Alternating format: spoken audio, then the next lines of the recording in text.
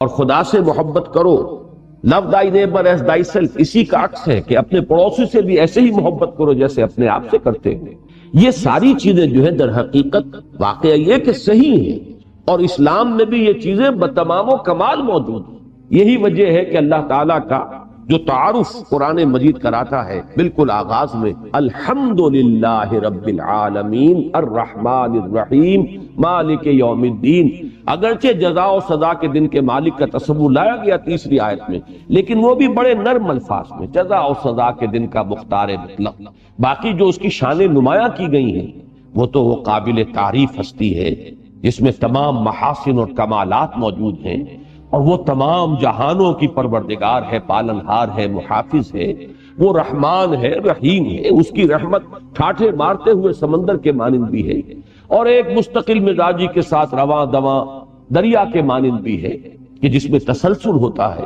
اب یہ جو تعارف ہو رہا ہے اللہ تعالیٰ کا، ظاہر بات ہے کہ یہ کسی خوفناک اور ڈراؤنی ہستی کا تعارف نہیں ہے، بلکہ ایک ایسی ہستی کا تعارف ہے جو خود بھی محبت کرنے والی ہے، ودود ہے، شفیق ہے، رؤوف ہے، رحیم ہے. اور پھر یہ کہ وہ اس قابل ہے کہ اس سے محبت کی جائے، بلکہ سب سے زیادہ محبت اسی سے کی جائے. والذین آمنوا اشد حبا للہ. تو یہ جو ہے، اور محبت کو جس طریقے سے حضور نے پھر بیان کیا، لا یؤمن احدکم حتی یحب لاخیہ ما یحب لنفسہ. تم میں سے کوئی شخص مومن ہو ہی نہیں سکتا جب تک کہ وہ اپنے بھائی کے لیے بھی وہی شے پسند نہ کرے جو اپنے لیے پسند کرتا ہے. تو لو دائی نیبر ایز دائی سیلف. اب اس سے اور آگے کیا بات ہوگی؟ تو در حقیقت یہ اعتراض کرنے کا موقع ملا ہے ہمارے ان تراجم کی وجہ سے کہ ہم نے لفظ ڈر کو بہت نمایاں کیا ہے. انذار کا لفظ آتا ہے بہت کثرت سے، انذر. اب اس کا ترجمہ بھی اگر کر دیا جائے ڈراؤ، اب یہ بھی بڑا بھونڈا ترجمہ ہے. میں کم سے کم لفظ جو اس کے لیے استعمال کروں گا غلط تو نہیں کہوں گا، اس لیے کہ نتائج کے اعتبار سے ڈانڈے مل جاتے ہیں دونوں مفاہیم کے، لیکن یہ کہ بھونڈا ترجمہ ضرور ہے. وہاں ہونا چاہیے خبردار کرو. انذار کا مفہوم ہے وارن کرنا. اب اگر کوئی شخص اندھا چلا جا رہا ہے، اسے نظر نہیں آ رہا، آگے سڑک کھلی ہوئی ہے، آپ پکار کر اسے خبردار کرتے دیکھنا بھئی آگے سڑک کھلی ہوئی ہے. میں ڈرانا نہیں ہے در حقیقت. انذار جو ہے اس کے معنی خبردار کرنا، وارن کرنا. اسی طریقے پر تقوی کا مفہوم ہے بچنا. اتقوا اللہ، بچو اللہ کی ناراضگی سے، بچو اللہ کی معصیت سے.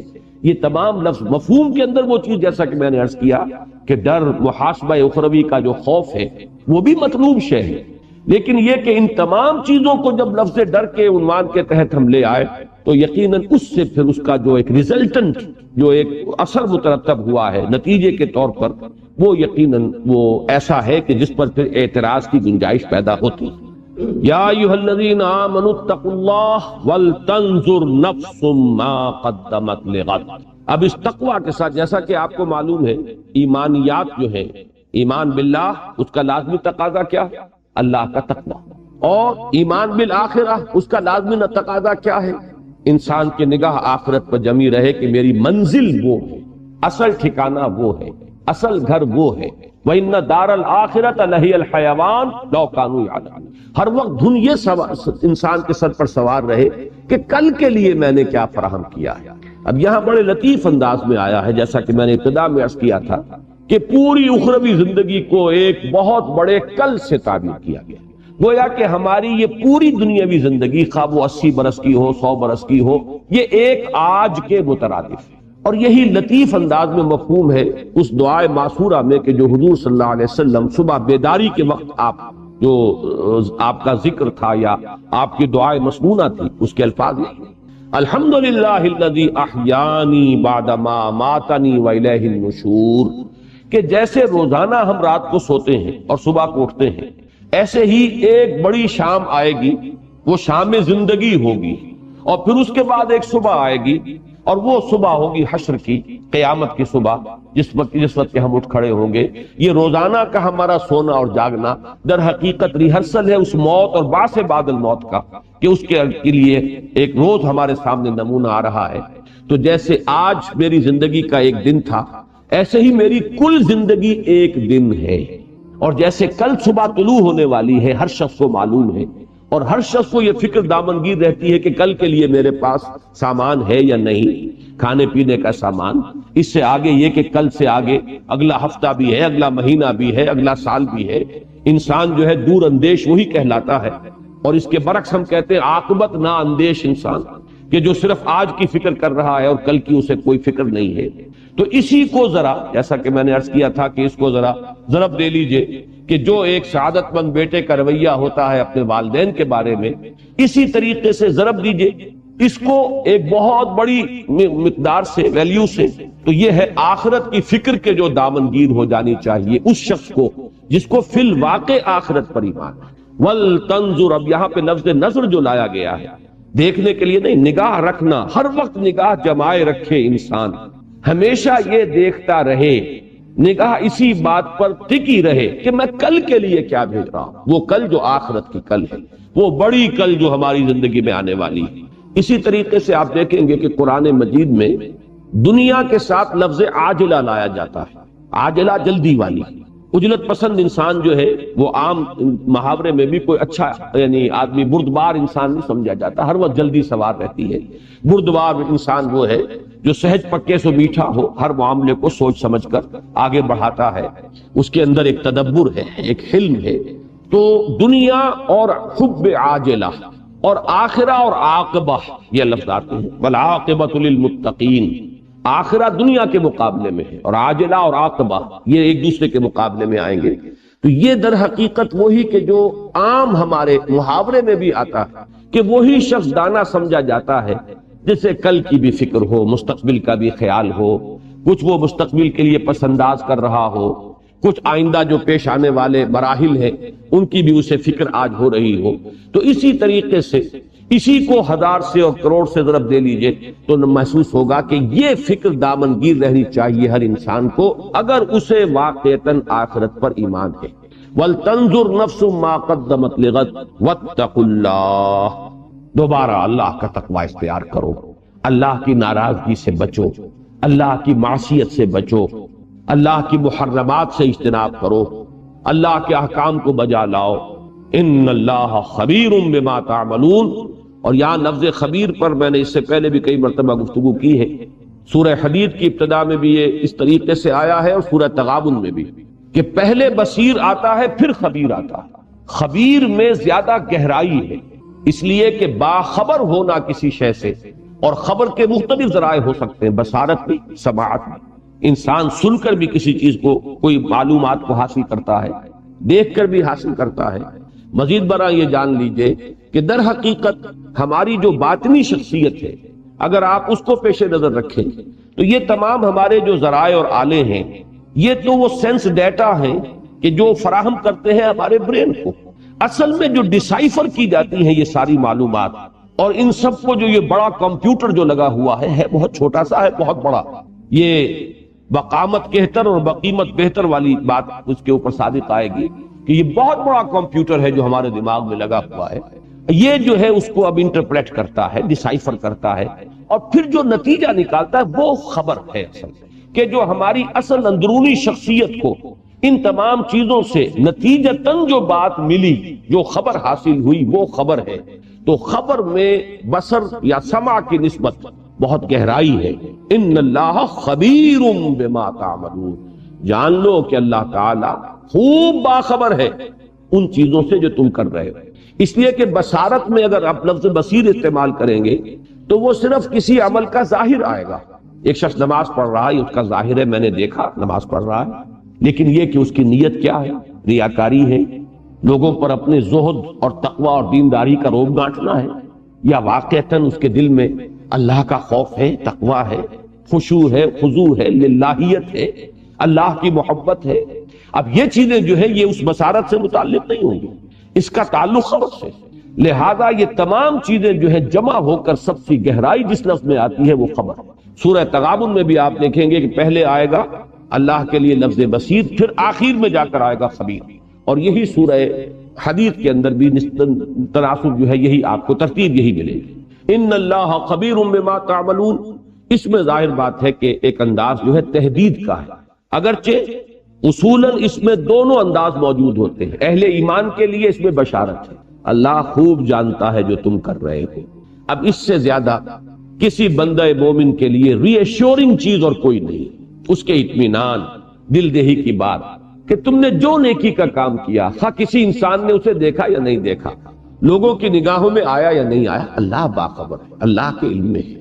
تمہاری کوئی قربانی، تمہارا کوئی اثار، اللہ کے لیے کی گئی تمہاری کوئی محنت، کوئی لمحہ جو تم نے اس کے لیے صرف کیا ہے، وہ اللہ کے علم سے باہر نہیں ہے، اللہ جانتا ہے۔ اس میں جیسا کہ میں نے عرض کیا، بڑی دلجوئی ہے، بڑی تشفی ہے، بڑی حوصلہ افزائی ہے اہل ایمان کے لیے۔ لیکن اسی میں برعکس جو لوگ ہیں، جو اللہ کے باغی ہیں، جو اللہ کے نافرمان ہیں، ان کے لیے اسی میں دھمکی، اللہ خوب جانتا ہے جو تم کر رہے، تم لوگوں کی نگاہوں سے چھپ سکتے ہو، تم اپنے اوپر لبادے اوڑھ سکتے ہو، تم جھوٹی قسمیں کھا کر جو ہے ان کو اپنے لیے ڈھال بنا سکتے ہو۔ اتخذوا ایمانہم جنۃ فصدوا عن سبیل اللہ، انہوں نے اپنی قسموں کو ڈھال بنا لیا ہے اپنے لیے باز پرس سے بچنے کے لیے، لیکن اللہ باخبر ہے تمہاری اصل حقیقت سے۔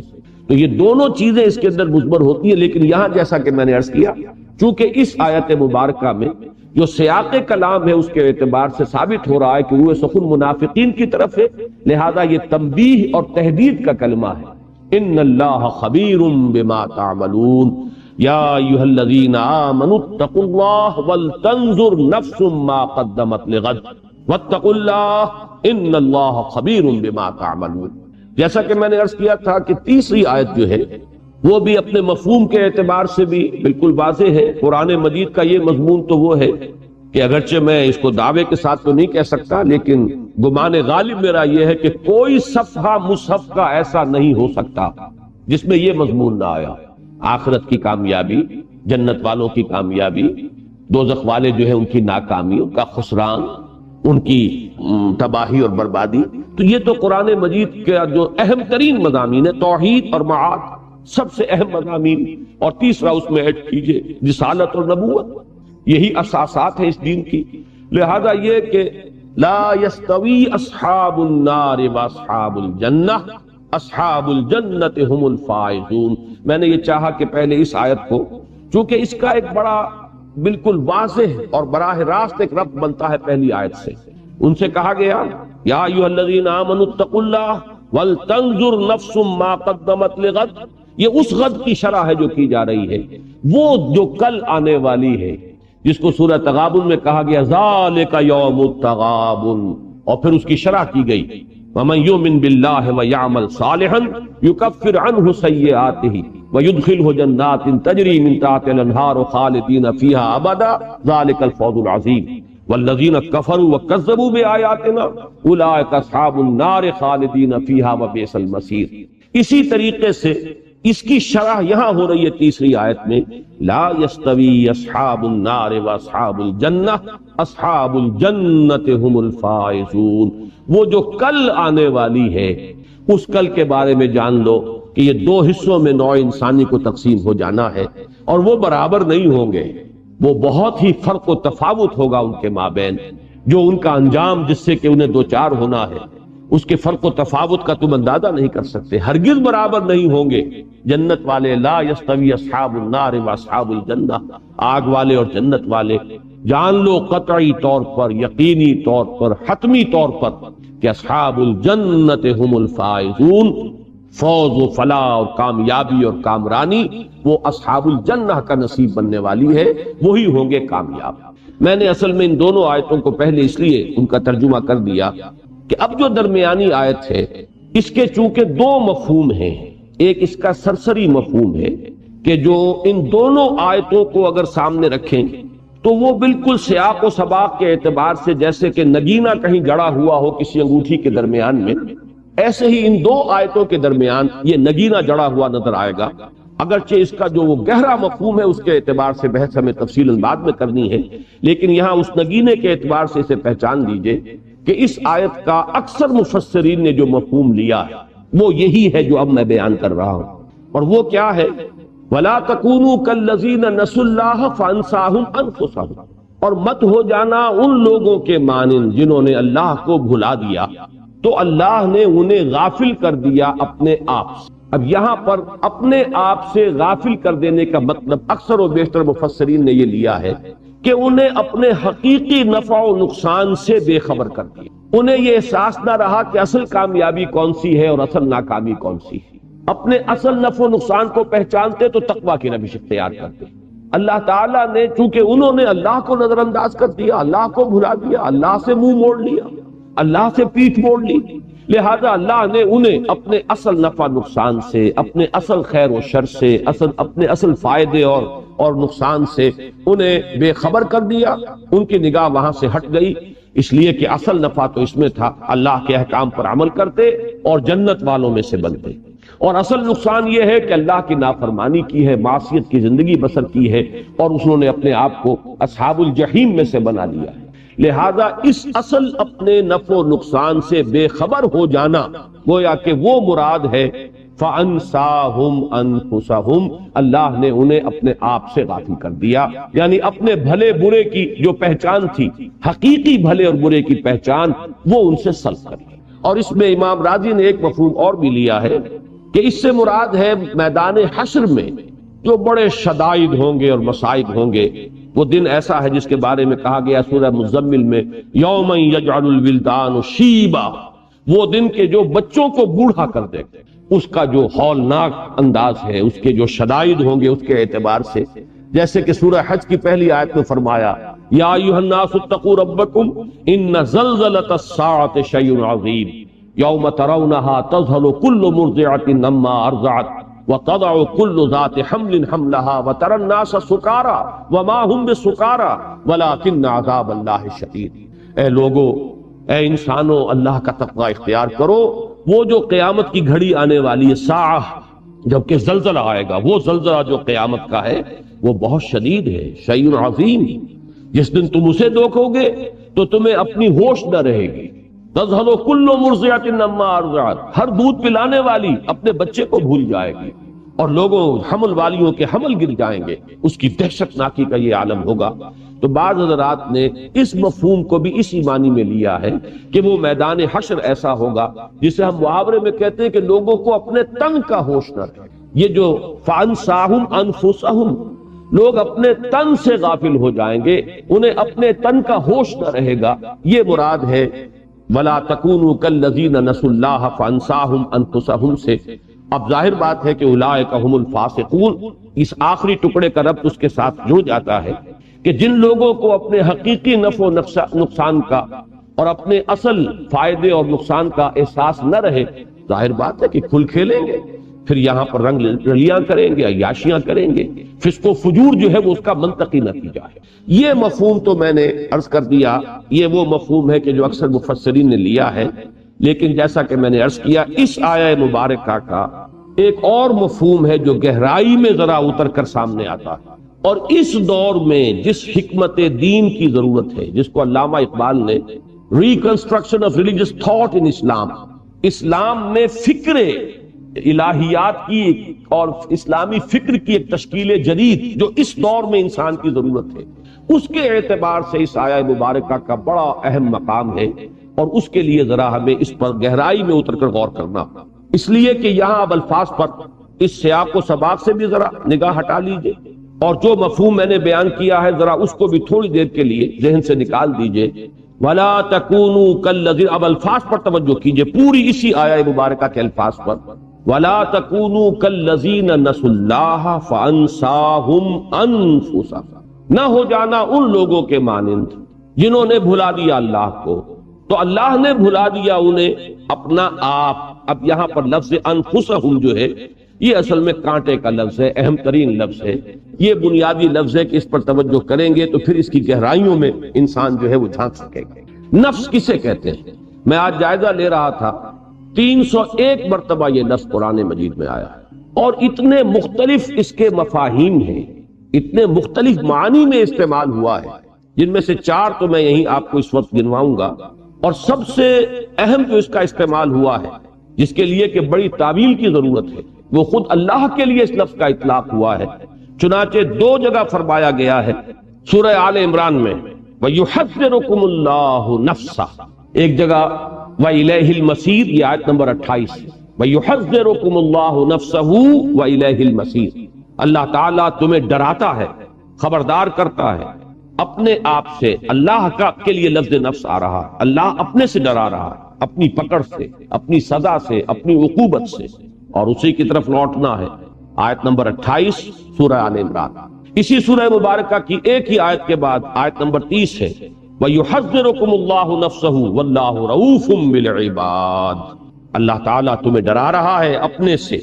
یہاں نفسہو کا لفظ جو آ رہا ہے اللہ کی ذات کے لیے آ رہا ہے۔ اسی طریقے سے 2 مرتبہ یہ لفظ آیا ہے ذات باری تعالیٰ پر اطلاق کے ساتھ سورہ انعام میں۔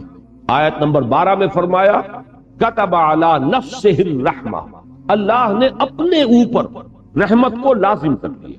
اب یہاں نفس کا لفظ اللہ کی ذات کے لیے آ رہا ہے، اور دوسری جگہ آیت کی یہ سورہ انعام کی آیت نمبر 54 ہے کتب ربکم علی نفسہ الرحمہ، تمہارے رب نے اپنے اوپر رحمت کو لازم کر دیا۔ ظاہر بات ہے کہ اس لفظ سے یہاں پر اب اللہ تعالیٰ کی ذات تو نہ تو اس کا کوئی تجزیہ ہو سکتا ہے، نہ اس کے اجزاء ہیں، نہ اس کے لیے نفس کا اس معنی میں ہم کوئی تصور کر سکتے ہیں جیسے ہم اپنے نفس کے لیے لفظ کا اطلاق کرتے ہیں۔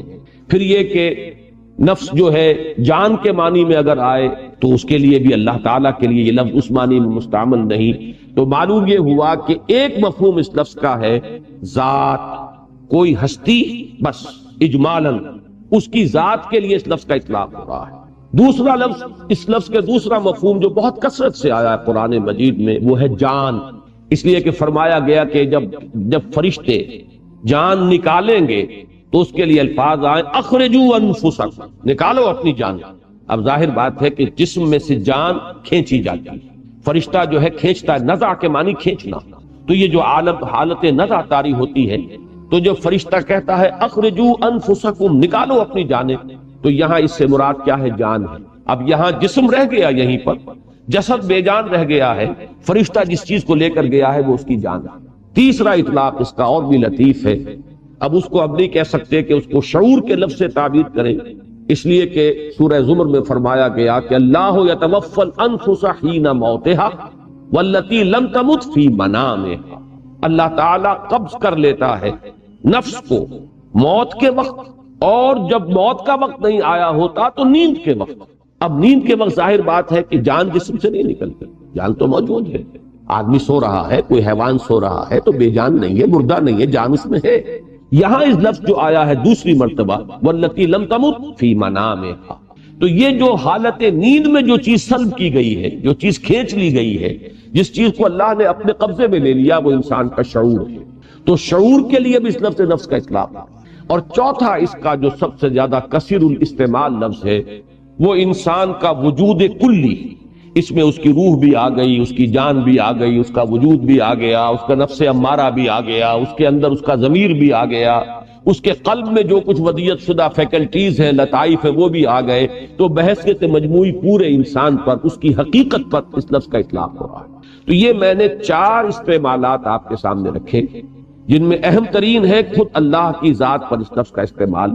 ان چاروں کو ذہن میں جب رکھیے گا تو نفس کا مفہوم آئے گا۔ ایک اور لفظ بھی اس کے بارے میں نوٹ کر لیں کہ نفس کے ساتھ ہی ایک لفظ نفس آتا ہے، فے کے زبر کے ساتھ، اور یہ عجیب بات ہے، جیسے روح اور ریح حروف اصلی ایک ہی، ریح ہوا اور روح، اس روح کے بارے میں تو بڑی طویل بحثیں جو ہے ہم مختلف اوقات میں کرتے رہے ہیں، اور مسجد میں جمعے کے خطابات میں ان دنوں یہی مضمون جو ہے 3-4 جمعوں سے زیر بحث چلا آ رہا ہے۔ روح اور ریح میں جو تعلق ہے وہی نفس اور نفس میں ہے۔ نفس اس سانس کو کہتے ہیں جو آتا ہے اور جاتا ہے، ہوا اندر داخل ہوتی ہے پھیپڑوں میں اور پھر باہر نکلتی، یہ نفس ہے۔ نفس کی جمع انفاس آتا ہے، جو صوفیہ کے ہاں پاس انفاس کا لفظ استعمال ہوتا ہے کہ ہر سانس کے ساتھ اللہ کا ذکر جو ہے انسان اس کی عادت ڈالے کہ کوئی سانس بھی غفلت میں نہ نکلے۔ جیسے کہ وہ شیخ سعدی نے بڑا خوبصورت انداز اختیار کیا ہے کہ ہر سانس جب انسان کے اندر جاتا ہے موجب تقویت ہوتا ہے، جب باہر نکلتا ہے تو صفائی کا ذریعہ بنتا ہے۔ پس بر ہر نفس 2 شکر واجب ہے، پس ثابت ہوا کہ ہر سانس پر 2 مرتبہ شکر کرنا واجب ہے، کہ ایک مرتبہ سانس اندر گیا، آکسیجن اندر گئی اور وہ آپ کے لیے انرجی کا ذریعہ بنی، آپ کی قوت کا ذریعہ بنی، اور دوسری مرتبہ وہ کاربن ڈائی آکسائڈ اور کچھ چیزیں لے کر باہر آ گئی تو وہ تنقیہ اور جسم کی صفائی کا ذریعہ بنی۔ پس بر ہر نفس 2 شکر واجب ہے۔ تو نفس اور نفس اور روح اور ریح حروف اصلی ایک ہی ہیں، جو تعلق ان میں ہے وہی ان کے مابین بھی موجود ہے۔ اب یہ نفس جو ہے اس تمام استعمالات کو سامنے رکھیے تو اس سے مراد جو نکلے گی وہ یہ ہے انسان کی اصل حقیقت۔ اللہ تعالیٰ اسے اپنی اصل حقیقت سے، اپنی اصل ذات سے غافل کر دیتا ہے۔ اس کے سامنے اپنا جسم تو ہے، اس کے تقاضے تو ہیں، اسے احساس ہے کہ پیٹ کھانے کو مانگ رہا ہے، بھوک لگی ہوئی ہے، ہنگر پینز ہو رہے ہیں، اسے احساس ہے کہ سردی ہے، مجھے کوئی گرم کپڑا جو ہے استعمال کرنا چاہیے، اوڑھ لینا چاہیے، اسے اپنے جسم کے تقاضوں کا پورا احساس۔ لیکن جو اس کی اصل حقیقت ہے، جو اصل انسان اس میں مضمر ہے، جو اس کا حقیقی وجود ہے، جس کی بنا پر وہ اشرف المخلوقات ہے، جس کی بنا پر اس کا یہ مقام ہے جملہ مخلوقات کے اندر جو اللہ نے اسے عطا فرمایا، وَلَقَدْ كَرَّمْنَا بَنِي آدَمَ وَحَمَلْنَاهُمْ فِي الْبَرِّ وَالْبَحْرِ وَرَزَقْنَاهُمْ مِنَ الطَّيِّبَاتِ وَفَضَّلْنَاهُمْ عَلَى كَثِيرٍ مِّمَّنْ خَلَقْنَا تَفْضِيلًا، اس سے وہ غافل ہو جاتا ہے۔ یہ ہے در حقیقت وہ شے کہ اس آیت کو اب رکھیے ایک مقولہ، یا بعض ہمارے ہاں صوفیہ تو اس کو حدیث کی حیثیت سے پیش کرتے ہیں، محدثین اسے حدیث تو کی حیثیت سے تو قبول نہیں کرتے، لیکن ہمارے ہاں بہت سے حضرات جو ہے اسے ایک حکیمانہ قول، کسی کے حکیمانہ مقولے کی حیثیت سے تسلیم کرتے ہیں، اور وہ در حقیقت اس آیہ مبارکہ کا کانورس، من عرف نفسہ فقد عرف ربہ، بالکل یہ کہ جس نے اللہ کو بلایا وہ اپنے آپ سے غافل ہو گیا، اپنی حقیقت سے بے خبر ہو گیا۔ جس نے اپنی حقیقت کو پہچان لیا اس نے اللہ کو پہچان لیا۔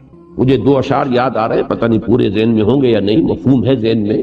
کراجوئی چرا در پیچ و تابی کہ او پیداست تو زیر نقابی، تلاش او کنی جز خود نہ بینی، تلاش خود کنی جز او نہ یابی۔ کس کو تلاش کر رہے ہو؟ یہ جو انسان کے اندر ایک فطری جذبہ ہے، میں نے کئی دفعہ عرض کیا ہے اپنی گفتگوؤں میں کہ ہائی اسکول میں تقریباً 5 سال تک متواتر ایک دعا ہم صبح پڑھتے رہے، مجھ کو ہے تیری جستجو، مجھ کو تیری تلاش ہے، خالق میرے کہاں ہے تو، مجھ کو تیری تلاش ہے۔ اب یہ ایک واقعہ ہے کہ فطرت انسانی میں ایک تلاش مضمر ہے، ایک بے چینی سی، جو خصوصاً زیادہ حساس اور ذہین اور فہیم لوگ ہوتے ہیں ان کے اندر ایک بے کلی، ایک بے چینی سی ہوتی ہے، جس کو کہ مولانا روم نے تعبیر کیا ہے بشنو از نئے چوں حکایت میں کنت بس جدائی ہا شکایت میں کنت۔ معلوم ہوتا ہے کہیں سے کوئی ہجر کی کیفیت ہے، کہیں سے کوئی علیحدگی ہو گئی ہے، اپنے منبع سے کہیں ہم جدا ہو گئے ہیں، اپنے مرکز سے کہیں منقطع ہو گئے ہیں۔ یہ بے کلی اور بے چینی جو ہے اس میں انسان تلاش کرتا ہے، مجھ کو ہے تیری جستجو، مجھ کو تیری تلاش ہے۔ اب اس کا ہے یہ علامہ اقبال کے اشعار ہے، کراجوئی کس کو تلاش کر رہے ہو بھائی؟ چرا در پیچ و تابی، کس لیے یہ پیچ و تاب، یہ بے کلی، یہ بے چینی؟ کراجوئی چرا در پیچ و تابی کہ او پیداست تو زیر نقابی، وہ اللہ جس کو تم تلاش کر رہے وہ تو حویدہ ہے، عیاں ہے، اظہر من الشمس ہے، معمور ہو رہا ہے عالم میں نور تیرا، از ماہ تاب ماہی سب ہے ظہور تیرا، تو زیر نقاب آ گیا۔ اب یہ جمعے کی تقاریر میں یہ بیان کر چکا ہوں ان دنوں میں، کشف المحجوب، محجوب تو ہم ہیں، غلاف تو ہمارے دلوں پر چڑھ گئے ہیں، زنگ تو ہمارے آئینہ قلب پر آ جاتا ہے، رخ تو ہم نے موڑا ہوا ہے اللہ کی طرف سے، ہم اس کی طرف روح نہیں کر رہے، اپنا رخ نہیں کر رہے، ہم تو مائل بکرم ہے کوئی سائل ہی نہیں، راہ دکھلائیں کسے رہنمے منزل ہی نہیں۔ تو یہ جو ہے ہم ہیں اصل میں جو محجوب ہے، اسی محجوب کے لفظ کو علامہ یہاں لائے ہیں زیر نقاب۔ زیر نقاب تم ہو کہ او پیداست، وہ تو ذرے ذرے سے حویدہ ہے۔ ان فی خلق السماوات والارض واختلاف اللیل والنہار والفلک التي تجری فی البحر بما ينفع الناس وما انزل اللہ من السماء من ماء فاحیا به الارض بعد موتها وبث فیها من کل دابۃ وتصریف الرياح والسحاب المسخر بین السماء والارض لآیات لقوم یعقلون۔ ایک ایک ذرے میں اس کی نشانی موجود ہے۔ کراجوئی چرا در پیچ و تابی کہ او پیداست تو زیر نقابی، تلاش او کنی خود جز خود نہ بینی۔ جب تم اسے تلاش کرو گے تو اپنا آپ، اپنے اندر کی جو حقیقت ہے وہ تم پر آشکار ہو جائے گا۔ تلاش خود کنی جز او نہ یابی، اپنی حقیقت کو تلاش کرو گے تو اللہ کو پانا۔ اب یہ بالکل وہی مفہوم ہے کہ من عرف نفسہ فقد عرف ربہ، اور یہ آیہ مبارکہ وَلَا تَكُونُوا كَالَّذِينَ نَسُوا اللَّهَ فَأَنسَاهُمْ أَنفُسَهُمْ أُولَٰئِكَ هُمُ الْفَاسِقُونَ۔ میں نے پہلے بھی عرض کیا ہے اور اس وقت پھر نوٹ کر لیجئے توجہ کے ساتھ، علامہ اقبال جنہیں میں اس دور میں فکر اسلامی کے اعتبار سے مجدد سمجھتا ہوں، اب اس لفظ کو میرے غور سے سنیے گا.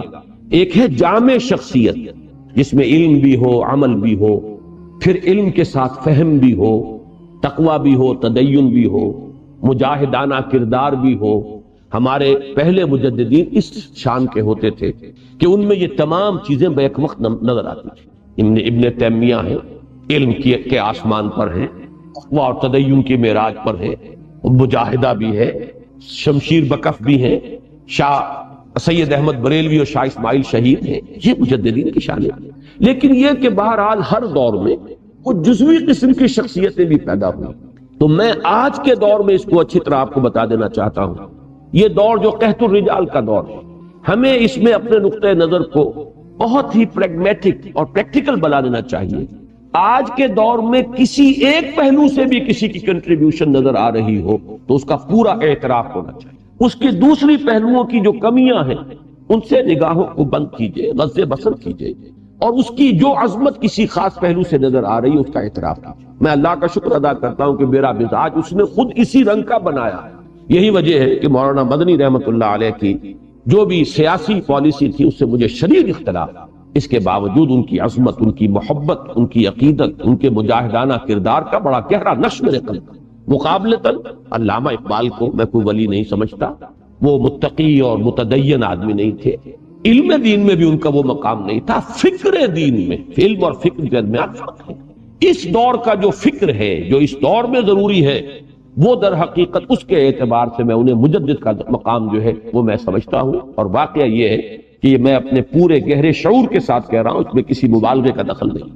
ان کا جو فکر ہے آپ کو معلوم ہے فکر کس اعتبار سے، ویسے ان کی ایک سیاسی پالیسی بھی تھی، ان کا ایک ملی نقطہ نظر بھی تھا، ان کے اور مختلف پہلو ہیں، لیکن اصل میں فکر اسلامی میں ان کا جو مقام ہے، ایک تجدیدی جو ان کا درجہ اور مقام حاصل ہے، اس کا عنوان ہے ان کا فلسفہ خودی. یہ ہے گویا کہ لب لباب اور حاصل کلام. ان کو اگر فکر میں کوئی مقام حاصل ہے تو اس فلسفے کے حوالے سے حاصل. اس اعتبار سے جان لیجئے یہ واقعہ اللہ کا شکر ہے کہ سید نذیر نیازی مرحوم نے اس کو لکھ دیا اور یہ واقعہ لوگوں کے علم میں آ گیا. اکثر و بیشتر اقبالی حضرات بھی اس سے ناواقف ہیں، اس لیے کہ غالباً میرا اس وقت پورا حافظے پر میں اعتماد نہیں کر رہا. یہ واقعہ بیان کیا تھا سید نذیر نیازی صاحب نے ہمارے ہی قرآن کانفرنس میں، جو انہوں نے قرآن مجید کے حقوق پر ایک تقریر کی تھی علامہ اقبال کے نقطہ نگاہ سے، کہ جو میرا کتابچہ ہے مسلمانوں پر قرآن مجید کے حقوق، تو انہوں نے بات ہی یہاں سے شروع کی تھی کہ یہی 5 باتیں ہیں جن پر علامہ اقبال نے زور دیا، اور پھر ان 5 حقوق کے لیے علامہ کی کچھ باتیں جو ہیں انہوں نے سلسلے وار بیان کی. وہیں یہ واقعہ انہوں نے لکھا ہے کہ میں نے ایک مرتبہ ان سے سوال کیا کہ بڑی چہمہ گوئی ہو رہی ہے کہ آپ کا یہ فلسفہ خودی جو ہے اس کی اساس کیا ہے، بنیاد کیا ہے، منبع کیا ہے، سرچشمہ کیا ہے، ماخذ کیا ہے اس کا، کہاں سے آپ نے اس کے لیے اصول اور مبادی اخذ کیے ہیں، تو اب آپ خود ہی کیوں نہیں بتا دیتے؟ تو علامہ نے فرمایا کہ اچھا کل فلاں وقت تم آ جانا تو میں تمہیں ڈکٹیٹ کرا دوں. اب سید نذیر نیازی کہتے ہیں کہ میں بہت خوش ہوا، اترا رہا تھا میں اپنے آپ میں کہ یہ شرف مجھے حاصل ہو رہا ہے کہ شاعر مشرق حکیم الامت کا جو فلسفہ ہے اس کے ماخذ جو ہیں وہ سب سے پہلے میرے علم میں آئیں گے. تو میں بڑے اس کیفیت کے ساتھ حاضر ہوا. تو میں جب بیٹھا پینسل اور کاغذ لے کر، کاپی لے کر، تو علامہ نے فرمایا کہ ذرا وہ قرآن مجید نکال لا. تو ایک تو کہتے ہیں کہ وہ اوس پڑ گئی مجھ پر وہیں کہ میں تو کسی بڑے بڑے فلسفیوں کے نام سننے آیا تھا، ان کی کتابوں کے حوالے میں وہ نوٹ کرنے کے لیے بیٹھا ہوں، یہ قرآن مجید. اور کہا سورہ حشر نکالو اور یہ آیت وَلَا تَكُونُوا كَالَّذِينَ نَسُوا اللَّهَ فَأَنسَاهُمْ أَنفُسَهُمْ أُولَٰئِكَ هُمُ الْفَاسِقُونَ. علامہ نے فرمایا یہ ہے میرے فلسفہ خودی کا اصل مبدا، اس کا منبع، سرچشمہ، اس کا ماخذ یہ آیہ قرآن. اب اس کی جو اہمیت ہے اور اس آیہ مبارکہ کے حوالے سے جو مجھے باتیں عرض کرنی ہے، اور مجھے یہ کافی گمان ہے کہ یہ ایک تقریر میں آج یہ بات پوری نہیں ہو سکے گی، اور میں اس موقع پر چاہتا ہوں کہ اس موضوع پر جو کچھ میرے ذہن میں ہے میں آپ حضرات کے سامنے رکھوں، چاہے اس میں 1 سے زائد نشستیں جو ہیں وہ صرف ہو جائیں. میں آج سب سے پہلے فکر کی تجدید کے 3 ادوار کا ذکر کرنا چاہتا ہوں. جو عنوان میرا ہے اسے پہلے اچھی طرح سمجھ لیجیے. فکر کی تجدید، تجدید کے جیسا کہ میں عرض کر چکا ہوں مختلف گوشے. مثلا سب سے پہلے مجدد امت جو ہیں وہ عمر بن عبدالعزیز رحمہ اللہ، جن کو کہ خلیفہ راشد شمار کیا گیا ہے کہ 5ویں خلیفہ راشد عمر بن عبدالعزیز رحمہ اللہ. لیکن ظاہر بات ہے کہ ان کی تجدید کس نوعیت کی تھی؟ اس وقت تک مسلمانوں کے آن نہ کوئی فکری گمراہی آئی تھی، نہ کوئی عقیدے کا اختلال پیدا ہوا تھا، نہ کوئی باہر کا فلسفہ حملہ آور ہوا تھا، نہ کوئی بیرونی منطق آئی تھی، نہ کوئی نیا سائنس کا علم جو ہے اس نے آ کر مسلمانوں کے عقیدوں کو جھنجھوڑا تھا. ایسی کوئی شے نہیں تھی. بالعموم کوئی فسق و فجور بھی نہیں تھا.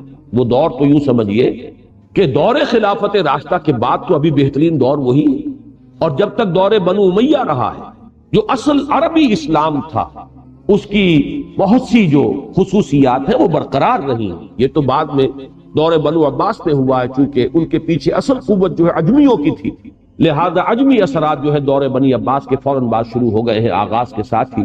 لیکن دور بنو امیہ کی حد تک اصل عربی اسلام جو ہے اس کی خصوصیات برقرار رہا. تو صرف 2 چیزوں میں خرابی پیدا ہوئی تھی.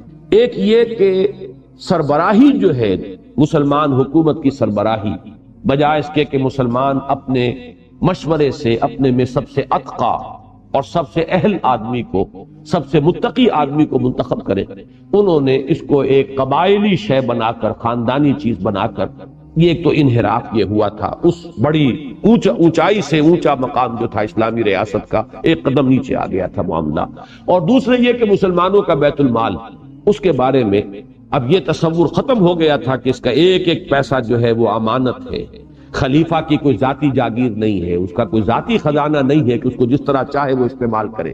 یہ 2 چیزیں تھیں کہ جو اس وقت تک دارالاسلام میں جو خرابیاں پیدا ہوئی، ان دونوں کی انہوں نے کامل اصلاح.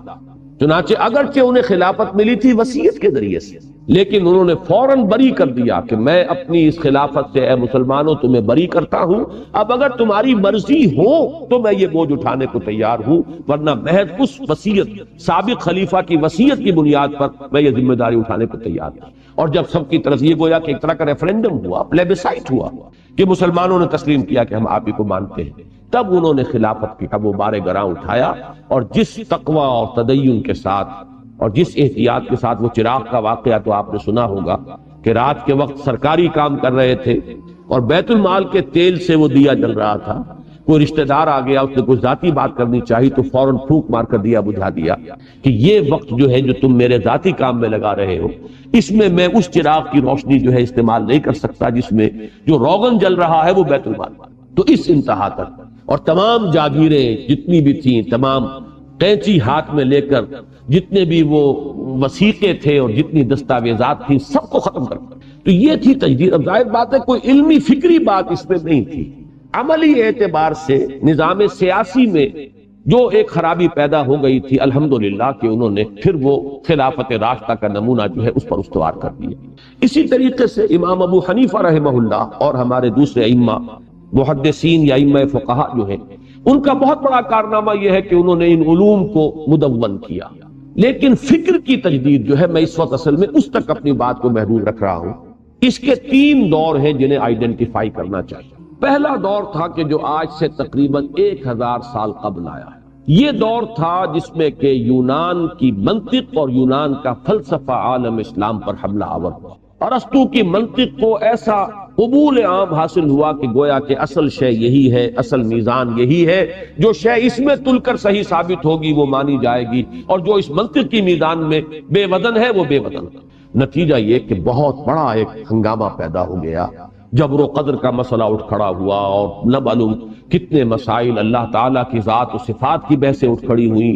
ہے صفات ذات حق حق سے جدا یا عین ذات، امت مرحوم کی ہے کس عقیدے میں نجات، خلق قرآن کا مسئلہ اٹھ کھڑا ہوا، قرآن مخلوق ہے یا غیر مخلوق ہے. یہ تمام مسائل، اور یہ وہ مسائل آج ہم ان کو سنتے ہیں، مسکراتے ہیں دل کے اندر، لیکن یہ کہ اس وقت ان کا اتنا اثر ہو گیا تھا پورے عالم اسلام پر کہ لوگوں کے عقیدے جو ہے وہ مسبہل ہو رہے تھے. انسان مجبور محض ہے یا وہ اپنے اعمال پر پوری قدرت رکھتا ہے. اب یہ جبر و قدر کا مسئلہ، یہ تمام مسائل ایسے تھے کہ جس کی وجہ سے وہ منطق اور فلسفہ جو آیا، اور اسی میں پھر تعویلات شروع ہوئی. وہی کی حقیقت کیا ہے؟ ابن سینا، فارابی، کندی، انہوں نے نئے نئے نظریے اور تخلیق کے نئے نئے نظریے، یہ سارا جو آیا ہے وبال، یہ عالم اسلام پر اور ایمان کے بنیادی عقائد کے لیے ایک بہت بڑا چیلنج تھا. اس فتنے کا مقابلہ کرنے کے لیے اللہ تعالیٰ نے اس وقت دو عظیم شخصیتوں کو کھڑا کیا. ایک امام غزالی رحمہ اللہ جنہوں نے تحافت الفلاسفہ کتاب لکھ کر اس فلسفے کی جڑیں کاٹی، اور دوسرے امام ابن تیمیہ رحمہ اللہ جنہوں نے الرد علی المنطقیین یہ کتاب مارکۃ الآراء منطق سے منطق کی نفی کر دی کہ تمہاری منطق جو ہے یہ ویلڈ نہیں ہے، یہ کوئی ایسی میزان نہیں ہے کہ جو شے اس میں تلے گی وہی حق قرار پائے گی اور جو اس میں بے وزن ہے وہ بے وزن ہو جائے گی، اس لیے کہ تمہاری تو اپنی منطق کا پائے چوبی ہے، اس کے تو لکڑی کے پاؤں ہیں، اس کا اپنا پاؤں جو ہے فولادی نہیں ہے، وہ زمین میں جمے ہوئے نہیں ہیں. تو یہ دو کام جو ہوئے ہیں اس دور میں امام غزالی اور امام ابن تیمیہ کی طرف سے، اس نے اس سیلاب کا رخ پھیرا ہے اور پھر مسلمانوں کو ایمان کے بارے میں، عقائد کے بارے میں اور تمام جو مسائل جو میں نے ابھی گنوائے ان کے بارے میں ایک اطمینان کا سانس لینا نصیب ہوا اور تمکن حاصل ہوا پھر ایمان اور اسلام. دوسرا دور آیا تصوف کے راستے سے، اور تصوف کے ساتھ بھی گھلا ملا تھا فلسفہ ہماؤست. ہماؤست اور وحدت الوجود میں بڑا باریک سا فرق ہے، اور میں یہ تفصیل سے بیان کر چکا ہوں سورہ حدید کی اس آیہ مبارکہ کے حوالے سے، هو الاول والآخر والظاہر والباطن. ہوا یہ کہ بات تو تھی وحدت الوجود کی، لیکن ایک تو یہ کہ بعض صوفیہ خود اس کے اندر دوسری انتہا کو نکل گئے اور وہ ہماؤست تک جا پہنچے، اور دوسرے یہ کہ جب یہ عوام کے اندر یہ بات آئی تو وحدت الوجود کی باریکیاں تو سمجھ میں لوگوں کے نہیں آئیں، وہ ہماؤست ہی رہ گیا. اس ہماؤست کی وجہ سے کیا ہوا، جب خالق اور مخلوق کا امتیاز ختم ہو گیا، خود کوزا خود گوزا کرو، خود گلے کوزا، خود رندے سبو کش، خود برسرے آن کوزا خریدار بے آمد بشکست و رواں شد. وہ خود ہی کوزا ہے، خود ہی وہ مٹی ہے جس سے کوزا بنا ہے، خود ہی کوزا گر ہے، خود ہی وہ خریدار بن کر آتا ہے، کوزے کو خرید لیتا ہے، خود ہی اس میں شراب بھر کر پیتا ہے اور آگے چلتا بنتا ہے. اب یہ ہے تصور جو دیا جا رہا ہے ذات باری تعالیٰ کا. اب یہ ظاہر بات ہے کہ اب پھر ابن عربی کی طرف ایک شعر منسوب ہے، میرا تو گمان یہ ہے کہ یہ شعر ان کا نہیں ہو سکتا. الرب عبد والعبد رب یا لیتا شعری من المکلف. رب ہی بندہ ہے، بندہ ہی رب ہے، ایک ہی ہے. جب ہماؤست سب وہی کچھ ہے تو یہ رب اور بندے کی تفریق کہاں سے آ گئی؟ میری سمجھ میں نہیں آ رہا کہ پھر مکلف کون ہے، کسے حکم دیا گیا ہے؟ حکم دینے والا خود، حکم جسے دیا جا رہا ہے وہ بھی خود. الرب عبد والعبد رب یا لیتا شعری من المکلف. اب یہ جو گمراہیاں شروع ہوئیں اور خاص طور پر ہندوستان میں آ کر یہ اپنی انتہا کو پہنچی تھی، اس لیے کہ یہاں ہندوؤں نے اپنا ایک ڈیفنس اپنے مذہب کا اور اپنی ملت کا اس طور سے کیا. پروفیسر یوسف سلیم چشتی صاحب کے مضامین اس موضوع پر ہیں جو میثاق کی پرانے فائلوں میں دفن ہیں.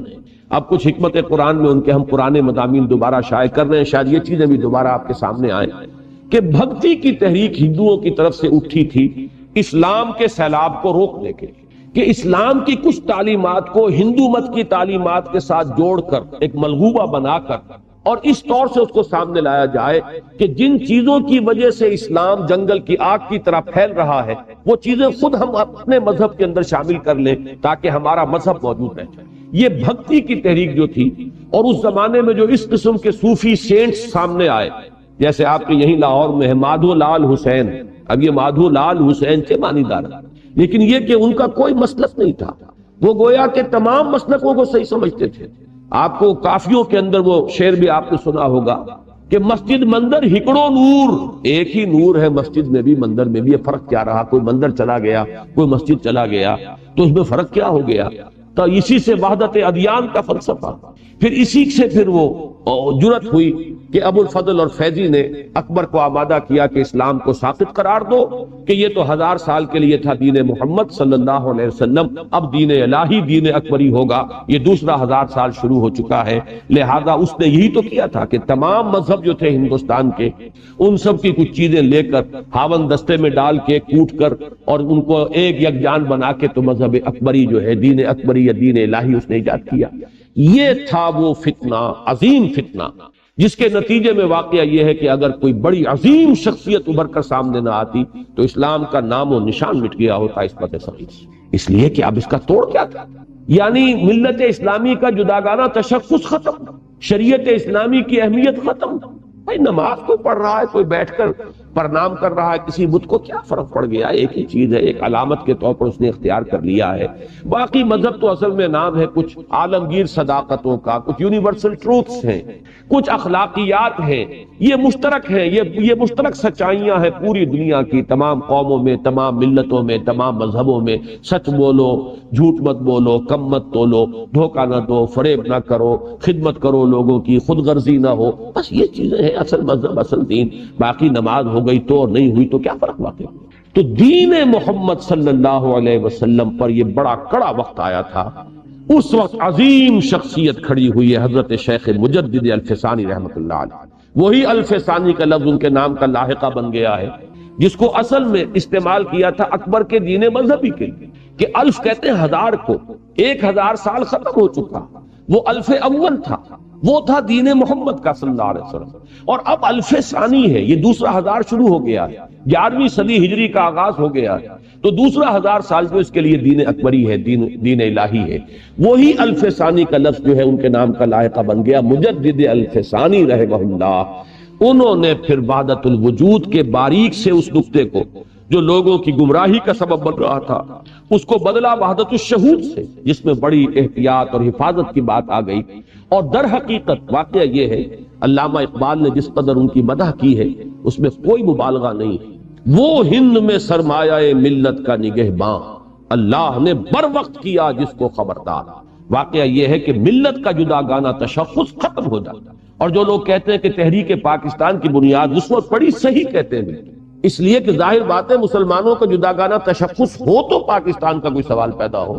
اگر مسلمانوں کا تشخص ہی ختم ہو جائے، ملت اسلامی جو ہے اس کا کوئی جداگانہ آئیڈینٹی ہی باقی نہ رہے، تو پھر کاہے کا جداگانہ ملک اور کاہے کے لیے پاکستان؟ تو واقعہ یہ ہے کہ وہ ایک بہت ہی اہم مرحلہ تھا، اور ظاہر بات ہے کہ اس میں اب نماز روزے کی تلقین تو اور بھی بہت سے لوگ کر رہے ہوں گے اس وقت، لیکن جو اس وقت کا اصل فتنہ تھا اس کو پہچانا ہے حضرت مجدد الفسانی رحمۃ اللہ علیہ نے، اور وہ تھا فکر کی سطح پر۔ چونکہ یہ آیا تھا سارا فتنہ تصوف کی راہ سے، لہذا انہوں نے اسی کی راہ سے، جیسے کہ ابن تیمیہ نے منطق کی آری سے منطق کو کاٹا، ایسے ہی حضرت مجدد الفسانی رحمۃ اللہ علیہ نے تصوف کے ہتھوڑے سے اس غلط تصوف کی سرکوبی کی ہے، اور وحدت الشہود کا تصور سامنے لا کر وحدت الوجود کی نفی کی ہے۔ یہ ہے بہت بڑا ایک تجدیدی کارنامہ، جس نے کہ کم سے کم ہندوستان کے تک، اور ہندوستان کی بات نہیں ہے صرف یہ آپ کو ترکی تک، آپ اچھی طرح اس بات کو جان لیجئے کہ جس قدر حضرت مجدد معروف اور مقبول اور مشہور اور محبوب ہے ترکوں کے نزدیک، اتنے ہمارے ہاں نہیں۔ یہاں حضرت مجدد کے جاننے والے کم ہیں، لیکن آپ ترکوں کے اندر جا کر دیکھیے ان کی محبت، ان کا عشق، اور یہ سلسلہ نقشبندیہ، امام شامل جو کرتے رہے جہاد، اور جو یہ بڑی بڑی تحریکیں اٹھی ہیں تمام ترکستان کے اندر، یہ سب کے سب در حقیقت حضرت مجدد الفسانی رحمۃ اللہ علیہ کا جو سلسلہ تھا، یہ سلسلہ مجددیہ، نقشبندیہ مجددیہ، یہ اسی کا ظہور ہے کہ جو اس پوری بیلٹ میں پھیلا ہوا ہے۔ اور یہ ہے میرے نزدیک دوسرا دور، جو یہ فتنہ آیا تھا تصوف کے راستے سے، تصوف اور فلسفے کا ملا جلا فتنہ، اور اس کا راستہ روکا ہے حضرت مجدد الفسانی رحمۃ اللہ علیہ۔ اب پہچانیے تیسرا دور۔ ٹائم کا کیا حصہ؟ آج 1.5 گھنٹہ کب ختم ہوگا؟ 8 بجے ختم۔ تیسرا دور آیا ہے تقریباً آج سے 100 سال قبل۔ یہ دور اب آیا ہے فزیکل سائنسز کے حوالے سے۔ یہ تیسری چیز، تیسرا ٹرن، اس کو سمجھ لیجیے۔ پہلا حملہ تھا منطق اور فلسفہ، فلسفہ جس کی بنیاد منطق پر تھی، ارسطو کا فلسفہ اور اس کے بنیاد پر قائم ہونے والا فلسفہ، اور یا افلاطونی نظریہ۔ دوسرا دور آیا تصوف کے راستے سے، تیسرا دور آیا ہے فزیکل سائنسز کے حوالے سے، اور یہ زیادہ اس کا جو ہے ظہور ہوا ہے ہندوستان اور مصر میں، اس لیے کہ یہی 2 ملک ایسے تھے کہ جن میں تعلیم کا معاملہ، انگریزوں کی بالادستی اور اس کے نظام کے تحت انگریزی تمدن اور تہذیب اور تعلیم کا رواج ہوا۔ باقی اکثر و بیشتر جگہوں پر بالواسطہ طور پر مغربی اقوام جو ہے قابض رہی ہیں، انہوں نے صرف قبضہ ہی جمایا ہے، اس طرح کا انہوں نے تمدن کے اندر اس کے رگو پے میں سرایت کرنے کی کوشش نہیں کی ہے، جیسی کہ کلچرل ریولوشن یہاں وہ لائے ہیں کہ will you be governed by sword or by pen۔ جب یہ قلم کی حکومت کا دور شروع ہوا ہے، اس کے بعد سے یہ فتنہ یہاں پیدا ہوا۔ اب اس فتنے کے 2 حصے تھے۔ انگریز آیا ایک غالب قوت کی حیثیت سے، اور غالب قوت جو ہے اس کا ایک روب پہلے ہی محکومت کے اوپر تو خود بخود پیدا ہو جاتا. ان کے ساتھ تہذیب آئی، ایک آیا، لہذا لوگوں نے اس کی نقالی بھی شروع کی. لیکن ان سب سے زیادہ خطرناک معاملہ یہ تھا کہ جو سائنس آئی، جو نئی نئی ابھی ابھری تھی، نیوٹن کی فزکس، اور پھر اس کے بعد جو ڈارون کا فلسفہ ارتقاء، یہ دو وہ خوفناک چیزیں ہیں کہ جنہوں نے اسلام کی اعتقادی بنیادوں پر حملہ کیا. نیوٹن کی فزکس کا معاملہ جو تھا، اس کی بنیاد کیا تھی کہ اصل شے مادہ ہے، اس کائنات کی بنیاد مادی ہے، میٹیریلزم. اس میٹیریلسٹک ویو جو ہے یونیورس کا، اس کے اعتبار سے اب ساری نفی ہو گئی ذات باری تعالیٰ کی بھی. بس مادہ ہی مادہ ہے، مادے کے اوصاف ہیں، مادے کی پراپرٹیز ہیں، کیمیکل فزیکل ریئیکشنز ہیں، انہی کے ذریعے سے یہ آپ سے آپ معاملہ چل رہا ہے. یہ چیز جو ہے، اور مادے کا مستقل بذات ہونا، انڈسٹرکٹیبلٹی آف میٹر، یہ تو ہلاک ہو ہی نہیں سکتا، یہ قائم ہے. جیسے ذات باری تعالیٰ ہے کہ وہ ہمیشہ کے لیے قائم و دائم ہے، ایسے ہی مادہ ہے. تمام جو صفات ہیں اللہ کی، وہ اس دور میں مادے کو ایٹریبیوٹ کر دی گئی تھی کہ یہ تمام صفات مادے کے اندر موجود ہیں. لیکن یہ جو مادیت ہمارے ہاں آئی، اللہ کے فضل و کرم سے یہ تو بڑی شارٹ لیوڈ رہی. اس کی وجہ یہ ہوئی کہ بہت جلد ایک تو نظریہ اضافت آ گیا آئنسٹائن کا، اس نے وہ سائنس کی حتمیت اور قطعیت جو ہے اس کو ختم کر کے رکھ دی. جس طرح یہ سمجھا جاتا تھا کہ سائنس کا کوئی اصول جو ہے وہ کبھی غلط ثابت ہو ہی نہیں سکتا. لاز آف موشن جو ہے نیوٹن کے، وہ تو بالکل ہمیشہ ہمیش کے لیے ایک ایسی صداقت ہے کہ جس کے اندر کہیں کوئی تبدیلی آ نہیں سکتی. وہ تمام چیزیں جو ہے نظریہ اضافت نے آ کر ان کو ڈھیلا کر دیا. بلکہ واقعہ یہ ہے کہ سائنس کو تصوف بنا کر رکھ دیا. اب کوئی شے حتمی نہیں، کوئی شے یقینی نہیں، ہر چیز اعتباری ہے، ہر چیز ریلیٹیو ہے. اور نمبر دو یہ کہ میٹر خود وفات پا گیا. یہ لفظ میں جان بوجھ کر استعمال کر رہا ہوں. میٹر جس طریقے سے کہ مرا ہے اپنی موت، اس کا آپ میں سے ہر شخص کو اندازہ ہونا چاہیے کہ جب آپ ایٹم تک پہنچے اور ایٹم کا جگر چاک کر کے آپ نے دیکھا تو وہاں تو الیکٹرک چارجز ہیں صرف، اور کچھ بھی نہیں، پازیٹیو اور نیگیٹو چارجز. وہی ایٹم ہے، انہی کی کانگلوبریشن ہے، وہ گچھا بنا ہوا ہے، ایک چیز بن گئی. وہی ایٹمز ہیں جس کا گچھا بن گیا، دوسرا منرل بن گیا، تیسرا جو ہے وہ ایلیمنٹ بن گیا، چوتھا ایلیمنٹ بن گیا، انہی کے کمپاؤنڈز بن گئے. تو آپ جب فائنل انالیسس میں گئے تو وہ میٹر جو ٹھوس ہوتا تھا، وہ میٹر کے جو بہت ہی ایک یعنی واقعی اور حقیقی شے تھی، اور جبکہ ایک سنویت تھی. میٹر علیحدہ، انرجی علیحدہ ہے. اب میٹر صاحب تو ختم ہوا تو انرجی رہ گئی. پازیٹیو اور نیگیٹو چارجز ہیں، ان کے سوا کچھ نہیں. پروٹونز ہیں، نیوٹرینز ہیں، الیکٹرک چارجز ہیں، کچھ بھی نہیں اس کے سوا. تو معلوم یہ ہوا کہ یہ تو تھا بڑا شارٹ لیوڈ حملہ. سائنس نے خود اپنا علاج کر لیا. جیسے کہ زہر کے یعنی سانپ کے زہر سے ہی اس کا جو ہے تریاق بنا لیا جاتا ہے. تو فزکس کے میدان میں تو واقعہ یہ ہے کہ جس درجے کوئی حملہ آور ہوا تھا معاملہ دین کے اوپر، اس کی اب نفی ہو چکی ہے. اگرچہ ہمارے ہاں بعض لوگ جو ابھی اسی دور میں رہ رہے ہیں، وہی سائنس کی قطعیت اور حتمیت اور ہر شے کا یقینی ہونا اور میٹر کا ایٹرنل ہونا اور میٹر کا انڈسٹرکٹیبل ہونا، یہ ساری چیزیں ان کے ذہن میں بیٹھی ہوئی ہیں. اس لیے وہ دین کی کچھ چیزوں کو سمجھنے اور قبول کرنے میں ہچکچاتے ہیں. ورنہ خالص سائنس کے میدان میں وہ میٹیریلزم جو تھا، اس کو آپ کہیے 19 سینچری کا میٹیریلزم، وہ ختم ہو چکا. البتہ دوسرا نظریہ جو سائنس سے آیا وہ ہے انتہائی خوفناک، اور وہ ہے ڈارون کا نظریہ ارتقاء. اس ڈارون کے نظریہ ارتقاء نے جو نتیجہ نکالا وہ یہ تھا کہ انسان محض ایک حیوان ہے، صرف زیادہ ترقی یافتہ، ایک higher evolved at a higher level of evolution. That's all. کوئی بیسک فرق، کوئی نوعیت کا فرق، کوئی کوالٹیٹیو فرق حیوان اور انسان کے مابین. یہ نظریہ اگرچہ تاحال نظریہ، یہ نظریہ یہ بھی میں آپ کو بتا دوں کہ اس کے جراثیم ابن مسکوے کے ہاں بھی موجود ہیں. اس نظریے کی بعض تعبیرات مولانا روم کے ہاں موجود ہیں، لیکن اس وقت تک اس کے اندر وہ خطرناکی نہیں تھی، اس لیے کہ اس نظریے کو ماننے کے باوجود انسان کی ایک اسپیشل کریشن کا تصور جو ہے ذہن میں جمع ہوا تھا. انسان اللہ کی ایک جداگانہ مخلوق ہے، اللہ کی ایک بڑی عظیم مخلوق ہے. انسان میں جو جان ہے وہ ایک خاص ہی جان ہے. انسان میں جو روح پھونکی گئی ہے وہ کوئی خاص روح ہے. چاہے عام حیوانات کے اندر بھی یہ لفظ کہہ دیا جائے کہ ان میں بھی روح ہے، جاندار ہے، جان اور روح کو جو ہے وہ ایک ہی سمجھ لیا گیا ہو، لیکن پھر بھی مجموعی طور پر ذہن میں ایک یہ تصور موجود تھا کہ انسان کی ایک جداگانہ حیثیت ہے تخلیق کے اندر، اور یہ اس اعتبار سے ایک جداگانہ حیثیت کا مالک ہے۔ لیکن ڈارون کے نظریے نے آ کر سائنٹیفیکلی یہ چیز ذہنوں کے اندر بٹھا دی کہ انسان محض حیوان ہے، حیوان کے سوا کچھ نہیں۔ اور یہ بات جان لیجئے خالص سائنس کے میدان میں تو آج تک بھی یہ نظریہ ثابت نہیں ہو سکا، اس لیے کہ اس کے جو بھی میکینزم ہے، اس کا جو بھی اس کے لیے دلائل ڈارون نے دیے تھے، ان میں سے کسی کو بھی سائنس کے میدان میں آپ کو معلوم ہے، میں نے جمعے میں بھی کل عرض کیا تھا کہ ویریفیکیشن جو ہے اس کی، وہ ایکسپیریمنٹل ویریفیکیشن، کوئی نظریہ آتا ہے جب تک کہ اس کو ایکسپیریمنٹلی ویریفائی نہ کر لیا جائے وہ نظریہ رہے گا، اسے کوئی ایکسپٹڈ لا کی حیثیت اور ٹروتھ کی حیثیت سے اختیار نہیں کیا جائے گا۔ خالص سائنس